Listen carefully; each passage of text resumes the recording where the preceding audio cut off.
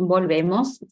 La verdad es que no sé cómo quedó la pausa de hace un rato, porque no sé cómo se hace esto. Así que bueno, creo que vamos a intentar que haya quedado, ¿no? Les pongo el power de nuevo. Nos habíamos quedado en esta parte, que es la última, ¿sí? Que es del acompañamiento y cuidado pastoral a enfermos y dolientes propiamente dicho. Vamos a ir a lo específico que eh, hace referencia a esta materia. Bueno, primero vamos a ver qué, qué es esto del sufrimiento, ¿no? Eh, Como vemos acá, creo que todos entendemos, ¿no? ¿Qué es sufrimiento? ¿Qué significa? Creo que todos atravesamos de una forma u otra el sufrimiento en nuestra vida, sí o sí. A veces se piensa que uno tiene que evitar sufrir o no entiende por qué sufre, por qué me pasa esto a mí, por qué le pasa esto a tal o cual persona. Y la verdad es que nunca Jesús dijo que no vamos a sufrir. Todo lo contrario, dijo que en el mundo vamos a tener aflicción. Por ende es importante entender esta parte de que es algo que es un hecho, como dice ahí, natural y que está escrito, está dicho. Es como que nos advierte, nos anticipa y quizás también ahí está nuestro refugio, ¿no? A entender de que el sufrimiento al llegarnos a todos por igual y a estar avisados de todo esto, quizás haga que un poquito nos relaje en el saber que es transitorio. Si bien cuando vivimos un sufrimiento parece que nunca va a terminar, sabemos que ese tiempo es muy corto en función de lo que nos queda después. Y creo que es una esperanza. Muchos lo ven como un consuelo barato, sin embargo es un consuelo muy importante. Es el mayor consuelo al sufrimiento, nuestro y el ajeno. Vamos a entender que el sufrimiento es eh, sí o sí a lo que vamos a transitar en nuestra vida, ¿no? Un hecho natural, personal, inefable, intransferible, porque no puedo hacer que mi sufrimiento lo sienta otro, no puedo desplazar mi sentimiento de dolor a otro. Sí puedo descansar eh, en Jesús. Sabemos que Él lleva nuestras cargas y hace que ese sufrimiento sea más liviano. También al contarle nuestro sufrimiento a otro o compartir ese dolor con otro, hacemos que esa carga se aliviane.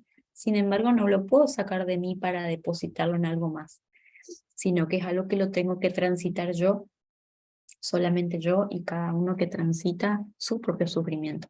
Está encarnado y encerrado en el propio ser.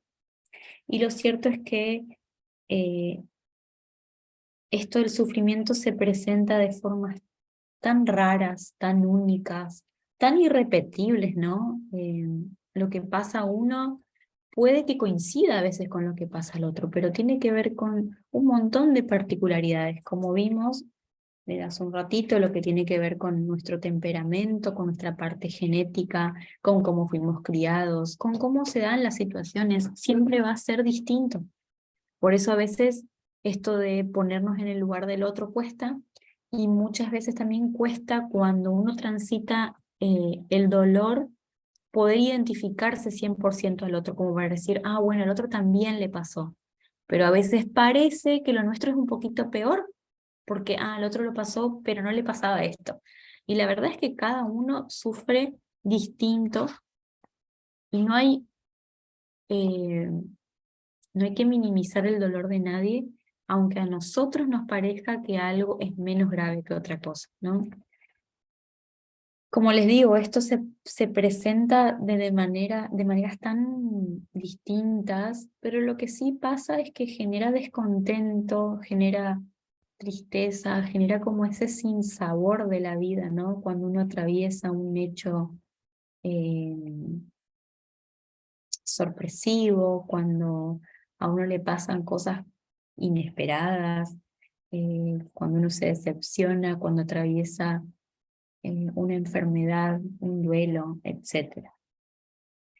Y lo cierto también es que uno empieza a sufrir desde el momento que existe. Todas las etapas de la vida conllevan un sufrimiento. Algunos tienen que ver con crisis vitales y otras con situaciones externas y que son propias de cada persona.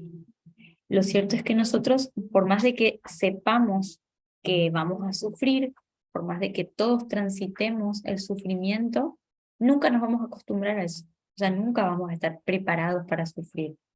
Estar preparados, por ejemplo, para la muerte de alguien que está atravesando una enfermedad terminal. No, o sea, nunca vamos a estar preparados. Puede que ciertas cosas sean un poco menos traumáticas que otras, eso es distinto, pero estar preparados para el dolor del otro, para el sufrimiento del otro y aún más para el nuestro, nunca. Nunca vamos a estar preparados. Muchas veces escucho, prepárate para cuando pase tal cosa. O sea, ¿cómo te preparas? No, o sea, no hay una forma de prepararse al dolor. Ahora, hay formas de transitar el sufrimiento que pueden ser más saludables o menos saludables. Y ahí está donde tienen que ver con los recursos de cada persona y nuestro rol como acompañantes. Pero bueno, uno nunca va a estar preparado, eso es interesante. Ahora, el acompañamiento pastoral, el acompañamiento de la iglesia, el acompañamiento del que quiera específicamente dedicarse a esto, es muy importante. El papel de la iglesia es muy importante. Esta parte de que como iglesia tenemos algo que muchos no tienen, y no es por ponernos en comparación a, bueno, el otro no tiene que, bueno, yo sí. No, sino empezar a valorar y a disfrutar e infundir eso al otro, de saber que uno forma parte de un grupo que es cálido, que es lindo, que puede contener, que realmente ayuda un 50% más o más a sobrellevar cierto sufrimiento que aquel que no tiene a nadie o que no tiene un grupo de personas realmente compañeras que entiendan el sufrimiento desde esta perspectiva cristiana, desde la mirada de Jesús. Entonces, qué importante que nosotros valoremos y que sobre todo trabajemos como iglesia para ser realmente esos acompañantes que necesitan las personas en un momento de dolor. Es fundamental que la iglesia cambie esta perspectiva de cómo acompañar. Porque fíjense qué pasa, que cuando alguien, no sé, alguien muere y queda el familiar directo, los familiares directos de la persona que fallece, y generalmente el acompañamiento es en ese primer tiempo y la persona está rodeada de gente y después cuando pasa el tiempo como que la gente se va olvidando y quizás ahí es cuando necesita que alguien esté. Es importante que la iglesia sea muy puntillosa en esto, que sea muy perceptiva a estas pequeñas cosas. Entonces, este acompañamiento tiene que estar siempre referido a Cristo, ¿no? A cómo Él ve el sufrimiento y cómo Jesús acompaña el dolor humano. Esa mirada de Jesús es única. Solo Él entendió en carne propia todo lo que es sufrir. Entonces esa mirada de poder, esa mirada de amor, de compasión que Él tiene, es importante que nosotros la practiquemos. Y esto del acompañamiento es clave, es primordial en que el otro pueda sentir alivio, como digo, desde la mirada de Jesús. Acá es importante también entender como está escrito, ¿no? Acá, que desde el punto de vista, desde el acompañamiento pastoral, eh, es importante entender que ese sufrimiento es un problema. Entonces, si es un problema, necesita una resolución, necesita pasos a seguir para resolver el problema como cualquier problema. la idea de los problemas, generalmente cuando hay investigación, por ejemplo, cuando se va a hacer un trabajo de investigación, se empieza por el planteamiento de un problema. Entonces lo que va a hacer esa investigación como resultado final es la respuesta a ese problema. Entonces todo el trabajo tiene que ver con pasos a seguir, con un marco teórico con el que nos vamos a basar, es decir, los fundamentos de nuestros pasos a seguir, cómo vamos a elaborar ese plan para poder lograr un resultado, una respuesta a eso que nos planteamos primero.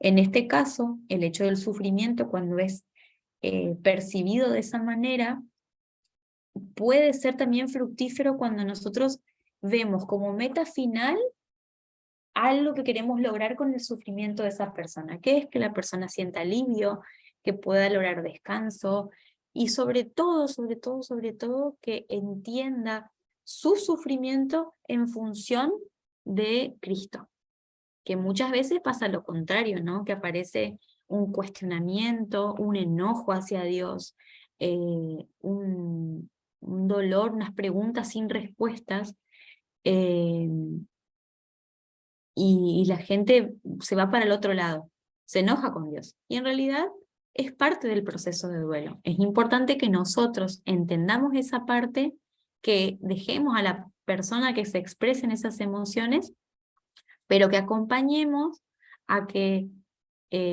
sea un proceso que que el fin último sea saludable, que pueda entender realmente eh, que allá en lo último hay algo bueno, al final, aunque no lo veamos, al final del sufrimiento, al final de la vida, eh, que todo eso que atravesamos, quizás no lo entendamos, quizás no tengamos las respuestas humanas a todo eso, seguro que no, pero que hay un Dios que nos tiene preparado algo hermoso a pesar de todo el dolor de acá.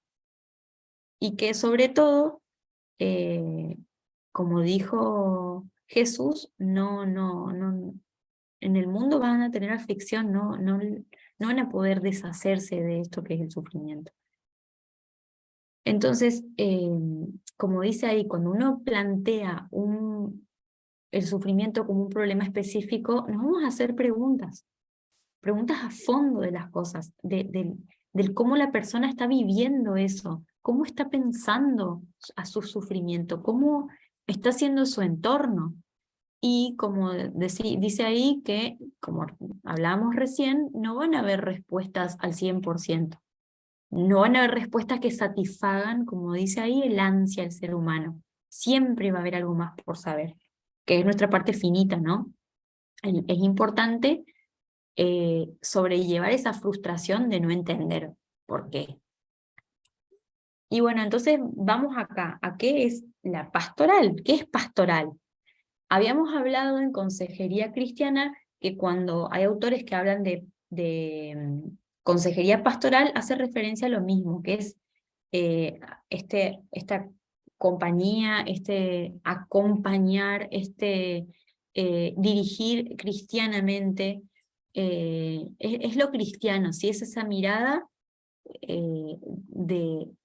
de amor, de compasión y de guía hacia otros, ¿sí? Y si no, vuelvan un poco a la materia anterior, a leer un poquito, a rebujar un poquito, que se van a acordar. Me gustaría preguntarles ahora la definición, a ver qué se acuerdan. Pero bueno, básicamente es un servicio de la iglesia a personas, a miembros, digamos, y a la comunidad en general, ¿sí? Y que ayuda al ser humano para que dé respuesta de su fe y así acontezca el reino, como hablamos hace un ratito. Ahora, eh, quiero que veamos un poquito, vamos a buscar Juan 10:10. Ay, hasta mi Biblia la había perdido. Estaba abajo de varias cosas. Juan 10:10.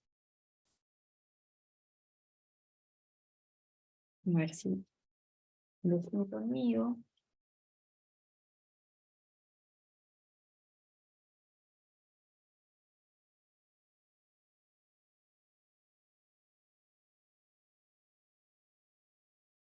Bueno, dice, el ladrón no viene más que a robar y matar y destruir, y yo he venido para que tengan vida y que la tengan en abundancia. Y vamos a ver Mateo 4:23.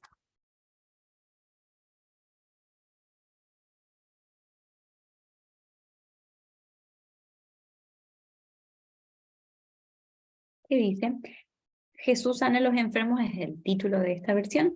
Jesús recorría toda Galilea, enseñando en las sinagogas, anunciando las buenas nuevas del reino y sanando toda enfermedad y dolencia de la gente.